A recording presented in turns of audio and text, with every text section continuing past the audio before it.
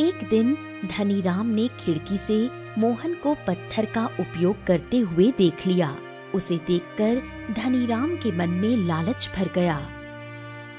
अच्छा, तो इसके पास जादुई पत्थर है, लेकिन ये मूर्ख गरीबों की मदद कर रहा है और खुद फटीचर सा जीवन जी रहा है। आज रात ये पत्थर मैं चुरा लूंगा। उस रात धनीराम चुपके से मोहन के घर में घुसा और पत्थर चुराकर अपनी हवेली वापस आ गया।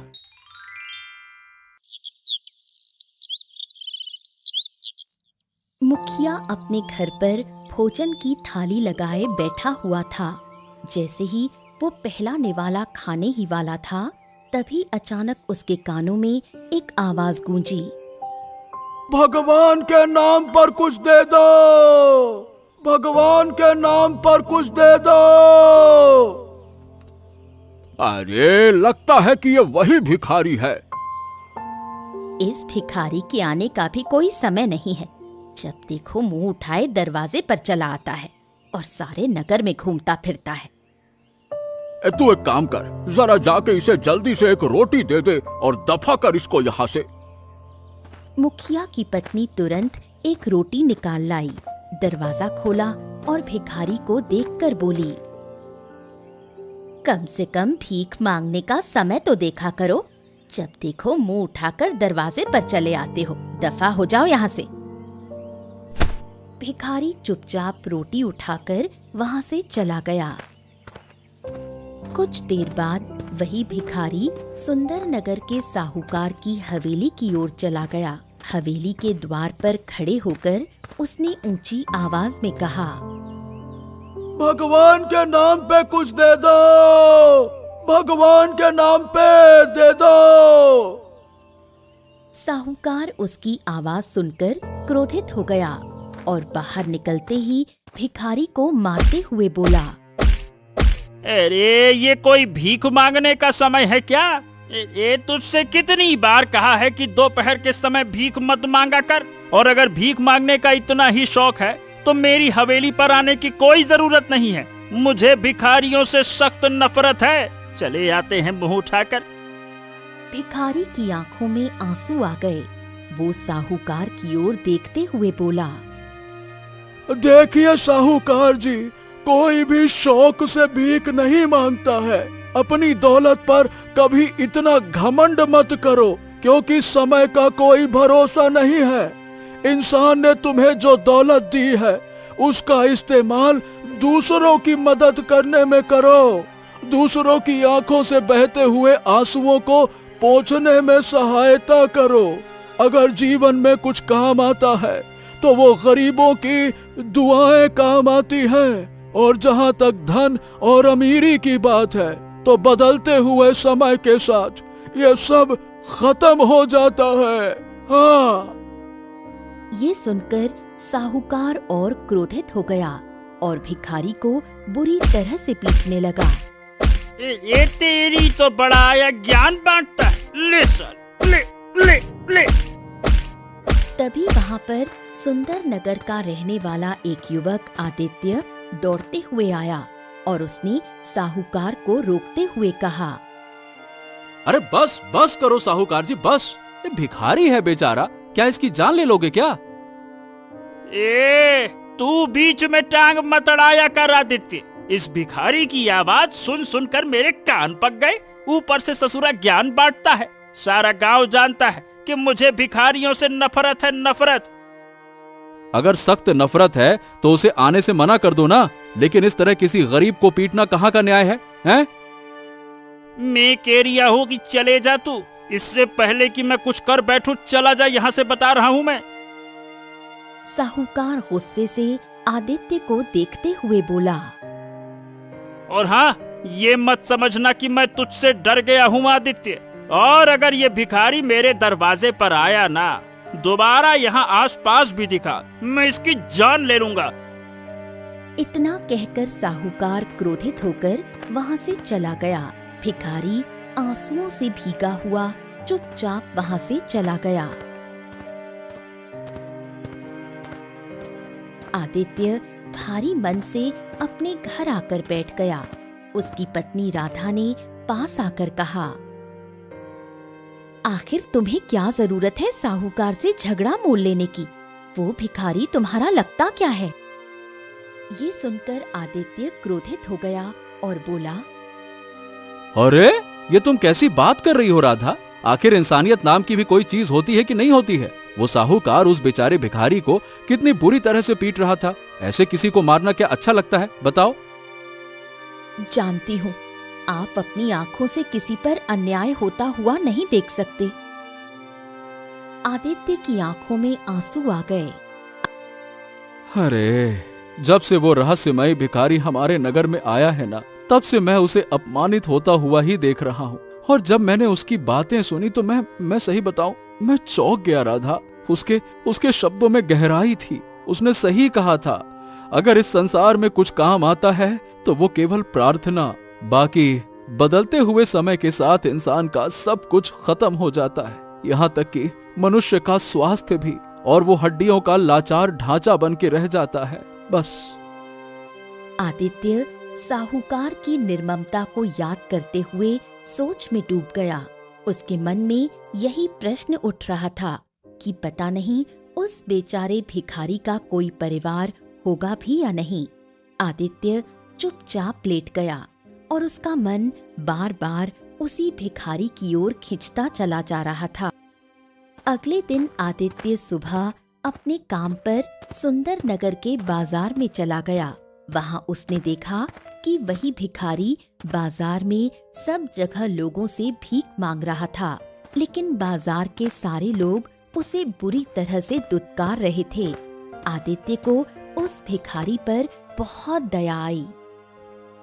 अरे रे रे रे रे, राम राम राम राम, बड़ा ही विचित्र भिखारी है ये। बाजार के सारे लोग इसको बुरी तरह से अपमानित करते हैं, लेकिन ये फिर भी यहाँ से नहीं जा रहा। बाप रे, भिखारी तो बहुत देखे, लेकिन न जाने क्यों ये भिखारी मुझे बड़ा ही विचित्र सा लगता है। जब यहाँ इसे कोई सम्मान ही नहीं देता तो फिर ये इस नगर में क्यों ठहरा हुआ है? आदित्य काफी देर तक उस भिखारी को देखता रहा। वो भिखारी शाम तक भूखा प्यासा वहीं बाजार में बैठा रहा। कुछ देर बाद वो उठा और वहां से जाने लगा। मुझे इसका पीछा करना चाहिए। आखिरकार ये जाता कहाँ है? आदित्य चुपके से उसका पीछा करने लगा। भिखारी नगर से कुछ दूर एक बहुत ही पुरानी गुफा में चला गया। उस गुफा को देखकर आदित्य चौंक गया। ओह, आखिर ये भिखारी इस गुफा के अंदर क्या कर रहा है? ये इसका घर तो नहीं हो सकता। आदित्य धीरे से गुफा के अंदर घुस गया और चुपचाप देखता रहा। भिखारी अंदर एक कमरे में जाकर बैठ गया और कुछ तलाशने लगा। फिर उसने अपनी एक छोटी सी पोटली निकाली। पोटली के अंदर से उसने एक पत्थर निकाला। उस पत्थर से बड़ी ही विचित्र रंग बिरंगी किरणें निकल रही थीं, जो अंधेरे कमरे में चमक रही थीं। भिखारी उस पत्थर से रोते हुए बोला, क्या मेरे पाप का प्रायश्चित अभी हुआ है या नहीं हुआ?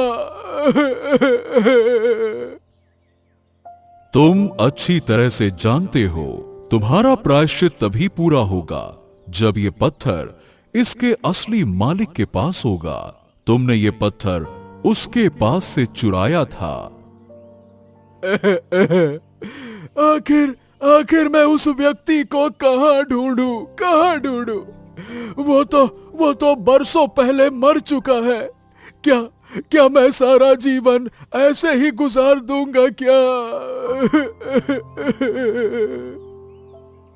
धैर्य रखो, उसका कोई ना कोई पुत्र अवश्य होगा। पिता की संपत्ति का मालिक पुत्र होता है। इसके अलावा अगर तुम कुछ और मांगना चाहते हो तो मुझसे मांग सकते हो।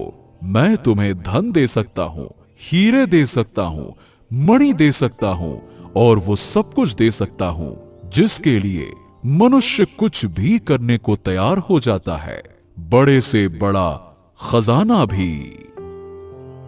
ये सुनकर आदित्य चौंक गया। ये क्या रहस्य है? इस भिखारी के पास ये अनमोल विचित्र जादुई पत्थर है, मगर इसके बाद भी ये भीख मांग रहा है और सब जगह से अपमानित भी हो रहा है। ओहो हो, अब मैं और सब्र नहीं कर सकता। मुझे इससे जाकर पूछना ही होगा।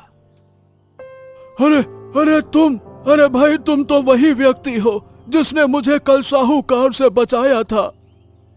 हाँ, मैंने सब देखा। ये पत्थर तुमसे बात कर रहा था। ये जादुई पत्थर है, और जब ये तुम्हें धन दौलत सब कुछ दे सकता है तो फिर तुम भीख क्यों मांग रहे हो? ये सुनकर भिखारी की आंखों में आंसू आ गए। ये एक रहस्य है। मैं उस रहस्य को जानना चाहता हूं बाबा, बताओ। देखिए बाबा, मुझे इस पत्थर से कोई मतलब नहीं है। मुझे धन दौलत का एक रत्ती का लालच नहीं है, कोई लालच नहीं। मैं हमेशा ईमानदारी से कमाने पर ही विश्वास रखता हूं। मुझे तो बस तुम्हारी इस हरकत ने जिज्ञासा में डाल दिया है कि इस अनमोल विचित्र जादुई पत्थर के होते हुए भी तुम भीख क्यों मांग रहे हो और सब जगह से अपमानित क्यों हो रहे हो? अगर कोई और व्यक्ति होता ना, तो बेटा ये पत्थर शायद वो मुझसे छीनने का प्रयास करता और मुझे मार डालता, लेकिन तुम्हारी ईमानदारी ने मुझे प्रभावित कर दिया। इसीलिए मैं तुम्हें वो रहस्य जरूर बताऊंगा, जो रहस्य मैं अपने सीने में बरसों से दबाकर जी रहा हूं। हाँ, तो बाबा देर मत करिए, जल्दी से बताइए क्या रहस्य है। मैं सुंदर नगर राज्य का सबसे बड़ा व्यापारी हुआ करता था। मेरा नाम सेठ धनी राम था। ये सुनकर आदित्य पूरी तरह से चौंक गया। अरे हाँ, तुम्हारे नाम के बारे में तो पूरा राज्य जानता है सेठ जी। क्या तुम वास्तव में सेठ धनी राम हो? हाँ, मैं वास्तव में सेठ धनी राम हूँ। ओह, तो फिर तुम्हारी ये हालत कैसे हुई? मैं तुम्हें अपनी कहानी सुनाता हूँ। लगभग 30 साल पहले की बात है। उस समय लोग मुझे इस राज्य में सेठ धनी राम के नाम से जानते थे। ये जर्जर घर जिसमें तुम बैठे हो, उस समय नगर की सबसे सुंदर हवेली मानी जाती थी। मेरे पास खेत थे, खलिहान थे और बहुत बड़ा व्यापार भी था। मेरे पास धन दौलत की कोई कमी नहीं थी बेटा।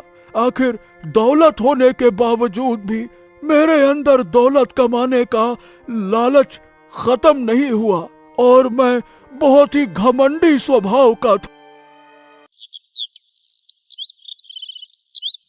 सेठ धनीराम अपनी भव्य हवेली में बैठा हुआ था। तभी सुखिया नाम का एक गरीब किसान हवेली में आ पहुंचा और रोते हुए बोला,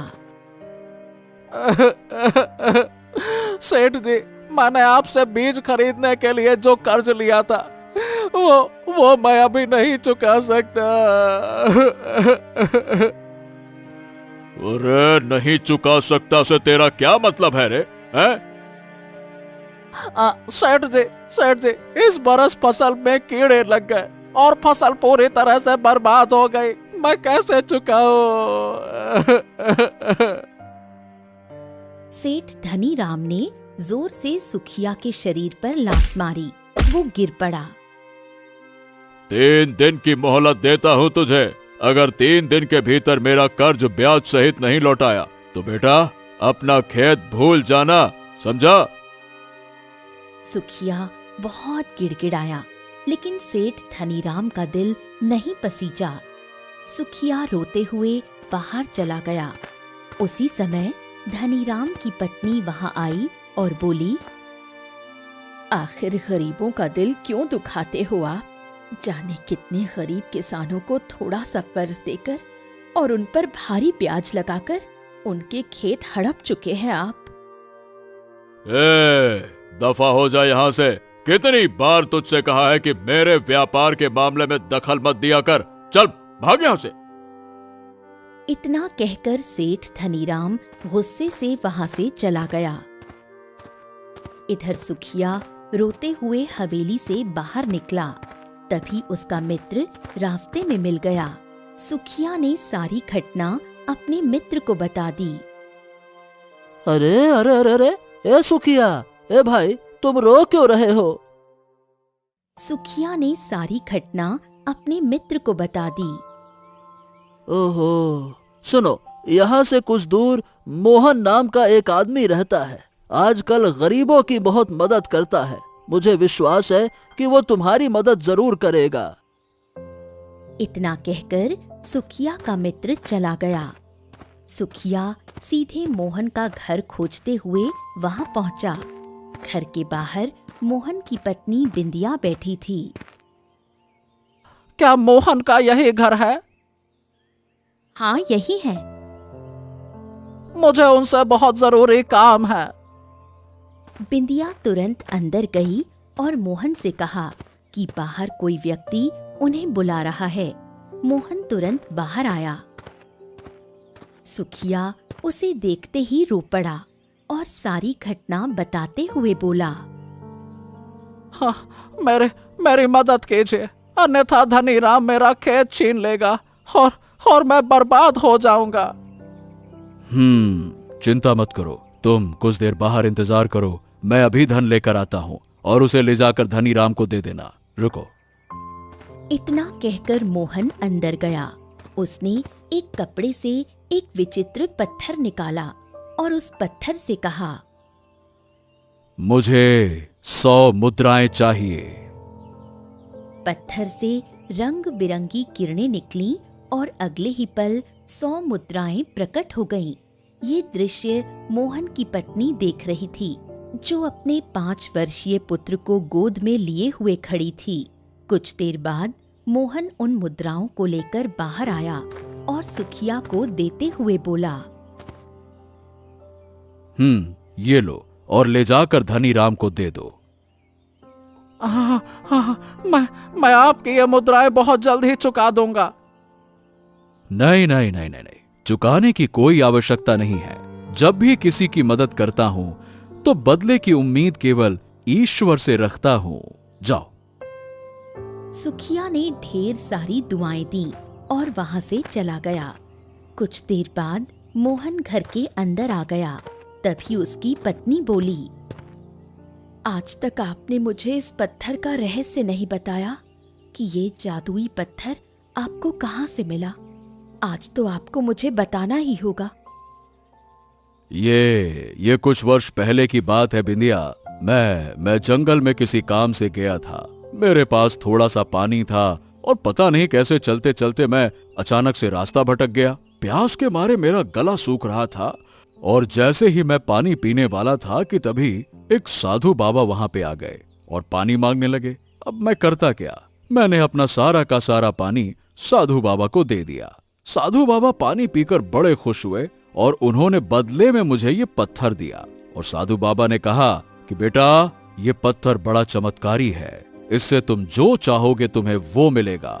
लेकिन याद रखना, जितना धन इससे तुम मांगोगे उतना दूसरों की मदद में लगाना होगा। ये पत्थर ईमानदार लोगों से खुश रहता है और गरीबों की मदद करने वालों के लिए और अधिक देता है।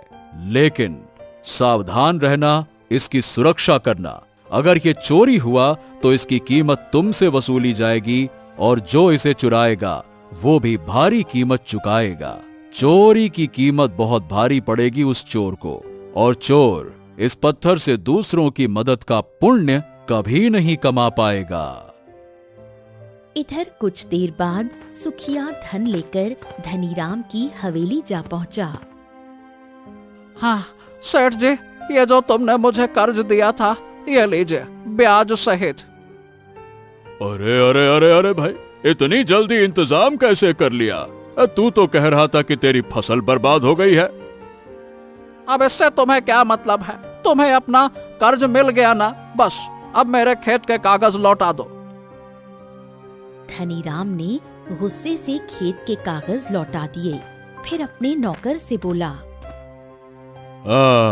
आखिर सुंदर नगर में यह कौन दरिया दिल पैदा हो गया जो गरीबों की मदद कर रहा है। पिछले 3 किसानों की मदद हो चुकी है, ऐसे तो मेरा सपना अधूरा रह जाएगा। सेठ जी, मैं सब कुछ जानता हूँ। हमारे पड़ोस में रहने वाला मोहन ही सबकी मदद कर रहा है। मोहन? लेकिन जहाँ तक मैं जानता हूँ वो तो एक साधारण आदमी है, वो कैसे कर लेगा रे? ये बात मेरी समझ से बाहर है सेठ जी कि आखिरकार उसके पास इतना धन आता कहाँ से है। धनीराम गहरी सोच में डूब गया। उसी दिन से उसने मोहन पर नजर रखना शुरू कर दिया। एक दिन धनीराम ने खिड़की से मोहन को पत्थर का उपयोग करते हुए देख लिया। उसे देखकर धनीराम के मन में लालच भर गया। अच्छा, तो इसके पास जादुई पत्थर है, लेकिन ये मूर्ख गरीबों की मदद कर रहा है और खुद फटीचर सा जीवन जी रहा है। आज रात ये पत्थर मैं चुरा लूंगा। उस रात धनीराम चुपके से मोहन के घर में घुसा और पत्थर चुराकर अपनी हवेली वापस आ गया और पत्थर से बोला, अब मुझे बहुत सारा धन चाहिए, बहुत सारा मतलब अथाह धन चाहिए, बहुत सारा।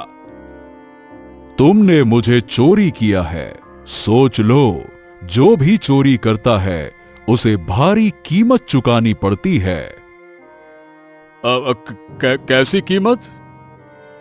वो मैं नहीं बता सकता। जब तुम्हारे साथ घटेगा तब तुम पहचान जाओगे। बेहतर होगा मुझे उसी मनुष्य को लौटा दो जहां से तुमने चुराया है। फालतू की बकवास मत करो। मैं चाहता हूं कि 5 कीमती हीरे जल्दी से दो मुझे, लाओ।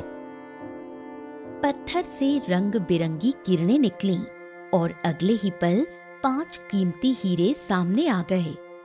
धनीराम खुशी से झूम उठा और पत्थर को अपने पास रखकर सो गया। अगले दिन धनीराम उठा तो देखा कि उसकी पत्नी बेटी के साथ बैलगाड़ी में जाने की तैयारी कर रही थी। कहाँ जा रही हो? काफी समय से जंगल घूमने का मन था, आप तो साथ ले जाते नहीं, इसलिए मैं बेटी को लेकर जा रही हूँ। शाम तक लौट आऊंगी। इधर सुबह मोहन ने देखा कि पत्थर गायब है। वो परेशान हो गया। अरे हे बिंदिया, लगता है किसी ने पत्थर चोरी कर लिया है। अब क्या होगा? मोहन सिर पकड़कर बैठ गया। तभी उसका 5 वर्षीय बेटा आंगन में रोने लगा। बिंदिया उसे चुप कराने चली गई। उसी पल घर की छत अचानक गिरी और मोहन दबकर वहीं मर गया। इधर दूसरी ओर धनीराम पत्थर को निहार रहा था। तभी उसका नौकर दौड़ता हुआ आया और बोला, सेठ जी, सेठ जी, सेठ जी, सेठ जी, दो बुरी खबरें हैं। कौन सी? पहली ये कि मोहन के घर की छत गिर गई और वो मर गया। दूसरी, आपकी पत्नी और पुत्री जंगल घूमने गई थी, वहां अचानक से एक शेर आ गया और दोनों को मारकर खा गया। ये सुनकर धनीराम फूट फूट कर रोने लगा। नौकर वहां से चला गया। तभी पत्थर के अंदर से आवाज आई, यही कीमत थी जो तुझे अपनी पत्नी और बेटी की जान देकर चुकानी पड़ी, और मोहन को मेरी सुरक्षा ना करने की जिम्मेदारी की कीमत चुकानी पड़ी। तू मुझसे जितना भी धन मांगेगा मैं तुझे दूंगा, परंतु सिर्फ तेरे लिए। मेरे धन से तू किसी की मदद नहीं कर पाएगा और मेरी ओर से तू कभी पुण्य नहीं कमा सकेगा। धनीराम फिर से रोने लगा। तभी उसका नौकर दोबारा दौड़ता हुआ आया और बोला, अरे सेठ जी, जल्दी चलिए, यहाँ से भाग चलिए सेठ जी। अरे अब क्या होगा? सेठ जी, हमारे राज्य के राजा विक्रम को किसी शत्रु राजा ने मार दिया है और राज्य पर अधिकार कर लिया है। उसने ऐलान किया है कि जितने भी व्यापारी हैं उनकी सारी जमीनें, खेत, अनाज के गोदाम और सारी संपत्ति अब उसकी होगी। आप कंगाल हो चुके हैं, कंगाल। उसके सैनिक नगर में घूम घूम कर व्यापारियों और साहूकारों को मार रहे हैं। जल्दी चलिए, भाग चलिए यहाँ से सेठ जी, भाग चलिए। इतना कहकर नौकर भाग गया और धनीराम भी पत्थर उठाकर भागा। धनीराम जंगल में समय बिताने लगा। जब कुछ सही हुआ और वो वापस आया तो देखा कि उसका सब कुछ खत्म हो चुका था। उसके खेतों पर दूसरे लोगों ने अधिकार कर लिया था। उसकी सारी संपत्ति और अनाज के गोदाम दूसरे महाजनों के हाथ चले गए। उसकी आलीशान हवेली भी टूटकर खंडहर हो चुकी थी। इतना कहकर भिखारी फूट फूट कर रोने लगा। हाँ, मेरी हालत तब से भिखारी जैसी हो गई। तब से मैं इस पत्थर से यही कहता हूँ कि मैं इसे असली मालिक को लौटाना चाहता हूँ, पर कैसे लौटाऊं? मोहन तो मर चुका है। मैंने बहुत कोशिश की उसके परिवार को ढूंढने की, पर मुझे कभी नहीं मिला कोई। ये सुनकर आदित्य की आंखों में आंसू आ गए। भिखारी बाबा, सेठ जी, मैं ही मोहन का पुत्र हूँ। ये सुनकर भिखारी चौंक गया और आदित्य की ओर अविश्वास भरी नजरों से देखने लगा।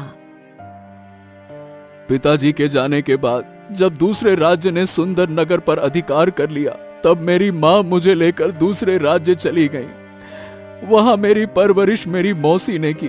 कुछ दिन बाद मेरी माँ भी चल बसी। जब मैं बड़ा हुआ तो अपने नगर की याद आने लगी और फिर मैं यहाँ आ गया। मेरी माँ बताया करती थी कि मेरे पिताजी के पास एक चमत्कारी वस्तु थी। उसके चोरी हो जाने के बाद ही अचानक छत गिरने से उनकी मौत हो गई। अरे बेटा मुझे क्षमा कर दो, मुझसे गलती हो गई। बस मैंने क्षमा कर दिया। तुम्हें तुम्हारे किए की सजा मिल चुकी है सेठ। तुम्हारी पत्नी और तुम्हारी बेटी अकाल मौत मारी गईं। तुम धनीराम से भिखारी बन गए और वर्षों तक अपमानित होते रहे। तभी पत्थर से आवाज आई, आदित्य सही कह रहा है।